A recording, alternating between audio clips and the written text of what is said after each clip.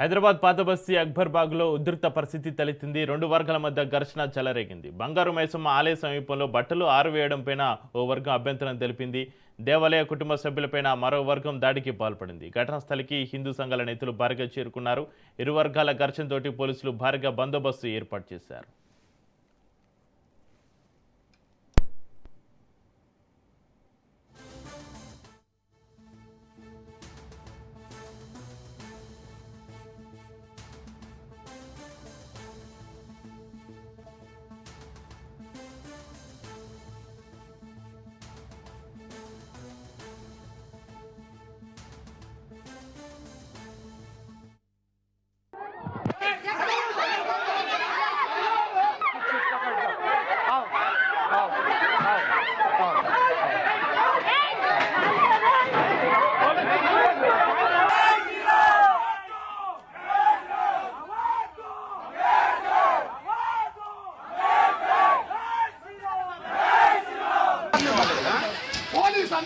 Police సమక్షంలో MLA police కస్టడీలో తీసుకున్నాక మేము ఇంకా పోలీస్ నమ్మేదేము సార్ మేము సార్ ఎందుకంటే మాకు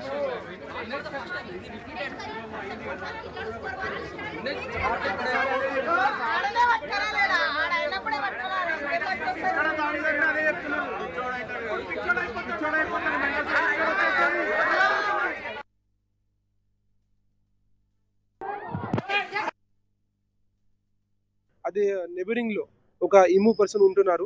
సో ఇద్దరు మధ్యలో కొంచెం గొడవ జరుగుతుంది. సో దాంట్లో ఇది ఇమ్ము సైడ్ నుంచి ఇంట్లో బట్టలు పెట్టడం జరిగింది. దాంట్లో ఆ బట్టల నుంచి వాష్ బట్టలు ఉంటాయి. అదే లోపల ఇంట్లో వస్తే వాటర్ వస్తే అక్కడ ఇద్దరు మధ్యలో మార్నింగ్ లో గొడవ జరిగింది. నైట్ లో అగైన్ ఇద్దరు మధ్యలో మళ్ళీ గొడవ జరిగితే దాంట్లో ఇమ్ము సైడ్ నుంచి అండ్ ఫ్యామిలీ మెంబర్స్ ఇది ధర్మందర్ కి అండ్ ఫ్యామిలీ మెంబర్స్ కి కొట్లాడడం జరిగింది. ఆ గురించి ఇది ఇష్యూ జరిగింది. అందరూ ప్రాపర్ గా పోలీస్ కంట్రోల్లో ఉంది. సో దాంట్లో పోలీస్ సైడ్ నుంచి ప్రాపర్ గా ప్రివెంటివ్ మెజర్స్ కూడా తీసుకోవడం జరిగింది.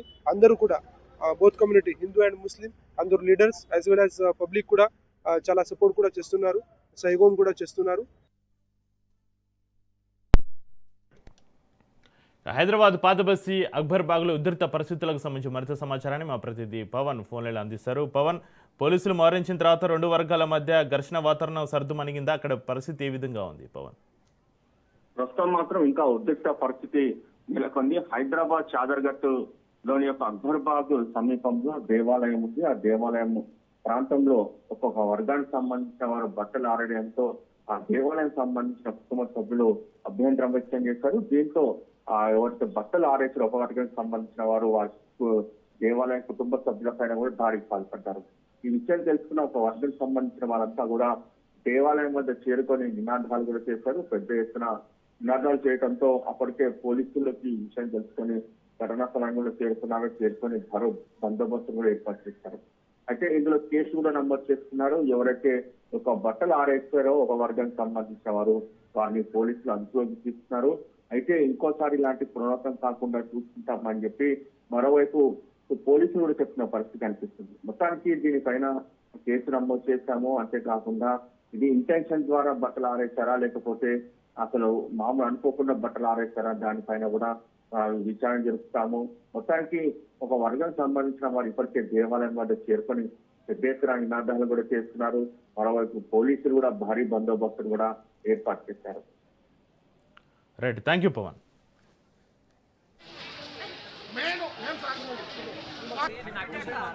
ఎందుకంటే మాకు